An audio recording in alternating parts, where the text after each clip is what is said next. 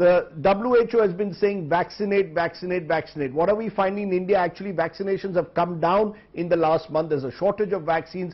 What is your, is that the way out now, that we just have to vaccinate much more in the next few months? And how do you see the Indian challenge given the size of our population? Because at present rate, it could take anything from 2 to even by some estimates, 10 years to give everyone double dose across 100 billion people. So 100 billion people. So how do you see, what do you see the role of vaccinations? What will WHO do to help India speed up this vaccination process? Is that our big failure? No, it's a global problem, and we've been crying ourselves hoarse about vaccine equity around the world. There are countries which are much worse off than India, Rajdeep. I think we have huge advantages in that we have these manufacturers that have been over the years supplying the world with vaccines and are rising to the occasion now. So I think we are in a very, and we should be proud of what we have in India in terms of the vaccine manufacturing capacity. The situation obviously today is that you cannot have enough supplies for the demand. It is taking time for manufacturers to ramp up and scale up their production enough. And remember, vaccines are being given to people who are healthy. So we need to make sure that the safety and the quality and the manufacturing quality are maintained. We cannot rush into vaccine production that might actually result in some things that we don't want. So they need the time and investment. Many countries put lots of money into. India has also now invested in expanding manufacturing of a couple of, so over time we'll see the supplies going up. Today we have a situation where demand outstrips supplies. As I said, globally there are African countries which have not even vaccinated their frontline workers and health workers. At least in India, I believe over 80–90% of our healthcare workers are vaccinated, and about 45% I think of our over 60-year-olds. But overall, population-wise, yes, only 2% have received 2 doses, 10% 1 dose, and we know that's not fully protective, could be partially protective. It is going to take time. I mean, there is no shortcut. The vaccines have to be manufactured, then they have to be distributed, and then they have to go into people's arms. And it takes a couple of months for people to get the 2 doses and to get the immunity. So, yes, vaccines are, the long-term, I think, solution out of this pandemic, but not for several months, or maybe even we can talk about years.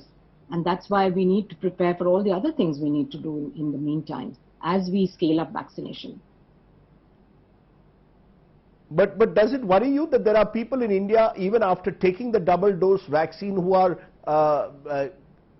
becoming corona positive? Should that be a cause of concern? How effective are the vaccines still remains a big question mark, given these new variants.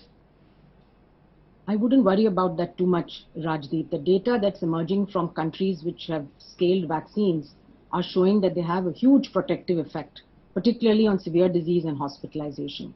Breakthrough infections, yes, it's expected. No vaccine is 100% effective. It ranges between 70 to 95%. The current vaccines that we have.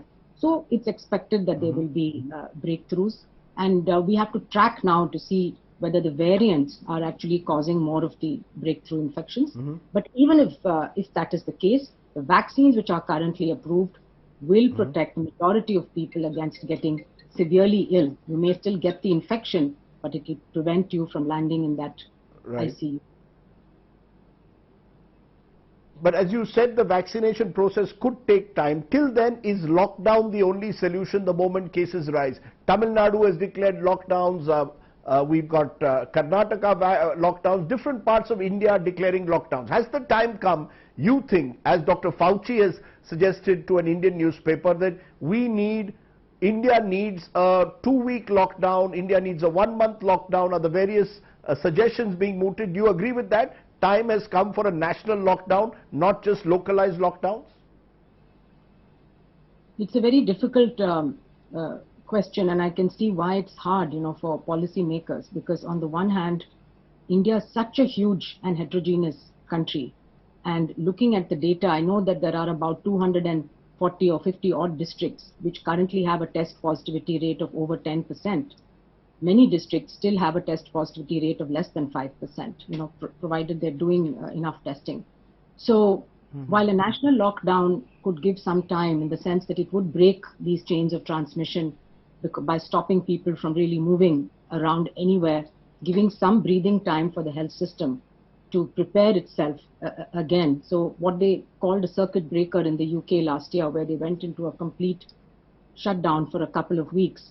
But at the same time, we need to make sure the lessons from last year's lockdown are learnt, that the most vulnerable and the people who are going to lose their livelihoods are taken care of, that there's social support structures put in place, as well as ensuring that people who are ill and need medical care can be. So there are a number of things which will need to be put in place if a full lockdown is to be implemented. So are you suggesting we are at 4 lakh cases per day, 4,000 deaths per day? Are we not in a situation where we need a national lockdown? Is it not inevitable? Again, as I said, many states have done it. And in fact, if you look at the data, the states that have implemented stringent measures, you can actually see the test positivity rate and the RT or the R naught coming down. So it does work. Putting in place restrictions does work.